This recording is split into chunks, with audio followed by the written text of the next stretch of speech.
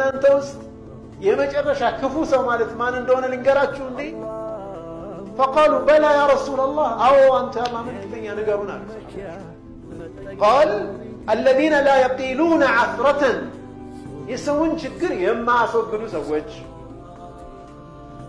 ወላ የቅበሉነ መዕዚረተን፣ አንድ ሰው ይቅርታ ሲጠይቃቸው ይቅርታውን የማይቀበሉ ሰዎች፣ ወላ የግፊሩነ ዘንበን፣ አንድ ሰው ሲሳሳት ወንጀል ሲሰራ ስህተት ሲሰራ የማይምሩ ሰዎች ናቸው ክፉ ሰዎች ማለት ይላል ነብዩ ሰለላሁ ዐለይሂ ወሰለም። ሰው ተቸግሮ ካላገዝን፣ አጥፍቶ ይቅርታ ካላደረግን፣ ስህተት ሲሰራ ካልማር ነው ምኑ ላይ ነው ሰውነታችን?